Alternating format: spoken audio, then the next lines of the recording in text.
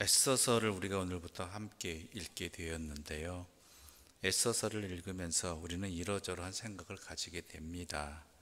특히 에서서를 통해서 우리가 쭉 읽을 때 눈여겨봐야 될 것은 하나님의 다스리심이 어떠한 것인가라는 것입니다. 하나님의 백성을 향한 그 예비하심이 얼마나 큰지 분명히 알아야 한다는 것이죠. 페르시아 왕국은 엄청난 왕국이었습니다. 그 왕국이 얼마나 큰지, 그 제국의 넓이가 다스리려면은 제국 그 다스림을 위해서 제국의 수도가 4군데가 있었다고 합니다. 왜냐면 한쪽에만 있다 보면은 그 왕국을 제국을 제대로 다스릴 수 없었기 때문이죠.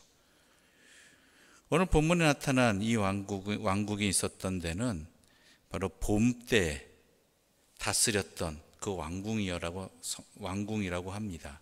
봄 때 되면 이곳에 와서 또한 전체 페르시아 제국을 다스렸죠.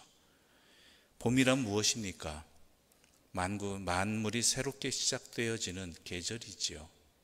그런 가운데 또한 왕은 자신의 능력을 과시하기 위해서 잔치를 벌입니다.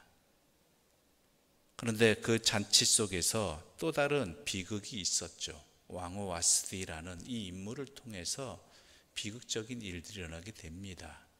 그런데 또한 그것은 하나님의 구원의 손길의 시작이었다라고 오늘 본문은 말하는 것입니다.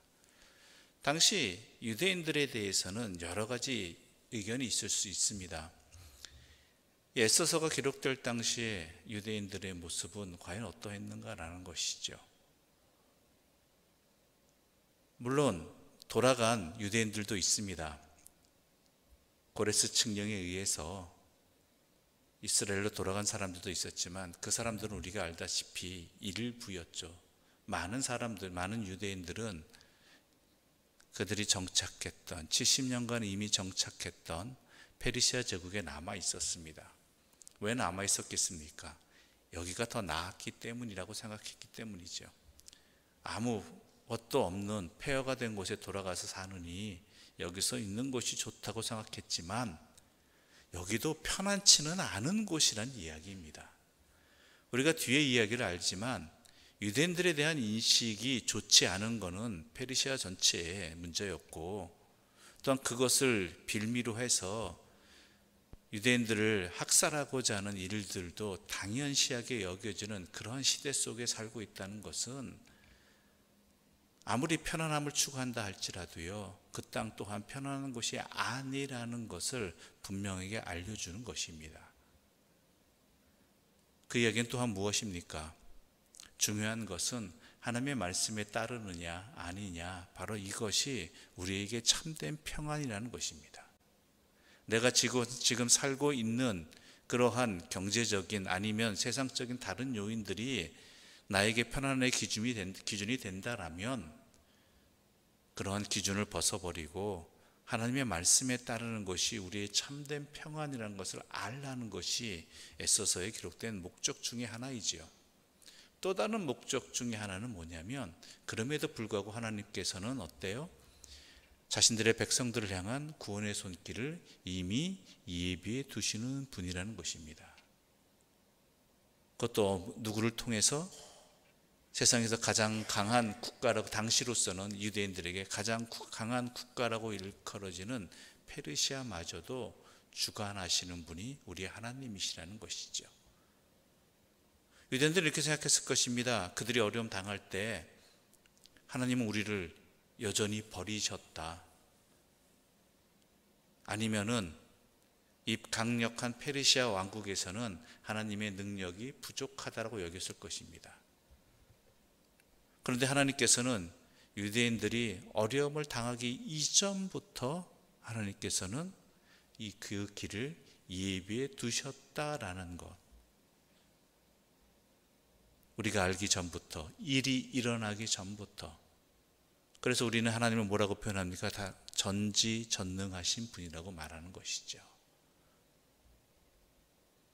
그런 일들이 에서서를 통해서 우리에게 증거되어지고 있는 것입니다. 또 하나 우리가 에스더서를 읽으면서 눈여겨봐야 될 것은요, 하나님께서 택하신 사람들이 어떤 사람들이냐라는 것입니다. 높은 자리에 있는 사람, 에스더서가 왕위에 올랐으니까 하나님께서 사용하시는 도구는 세상적으로 어떤 힘이 있고 권위 있는 사람을 통해서 이루시느냐? 아니라는 것이죠. 물론 하나님께서 그러한 사람들을 도구로 사용하실 수 있겠지만 하나님께서 사용하시는 사람들은 하나님께 충성하는 사람들이라는 것입니다. 이게 가장 핵심입니다. 무엇이 있고 없고의 상황이 아니라 그 주어진 일들에 하나님의 뜻을 구하고 그 뜻을 깨달았을 때에 하나님에게 충성하는 사람들을 통해서 하나님은 일을 이루신다는 것이죠. 하나님께 충성한다는 것은 무엇입니까?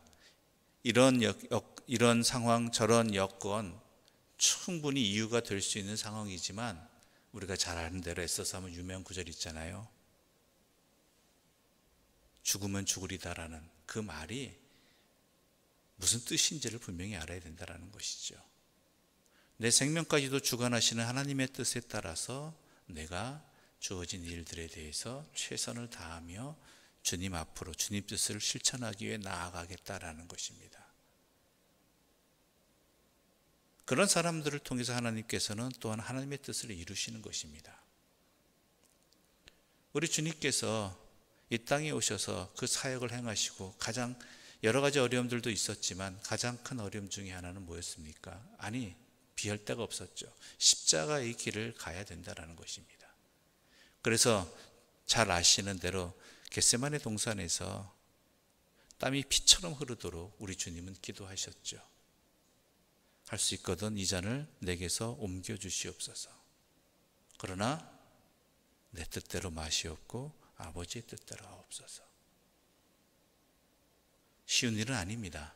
그러나 오직 하나님만 바라보고 하나님의 뜻에 순종하고자 하는 그 간절한 기도, 또한 에스더가 왕 앞에 나아가기 전 죽으면 죽으리다 하고 금식하면서 자신의 두려움과 또한 자신의 욕망과 이러저러한 것들을 오직 끊고 하나님 뜻에 순종하고자 간절히 금식하며 기도하며 준비하고 나아갔던 이러한 모습들이 하나님 앞에 충성된 자의 모습이라는 것입니다.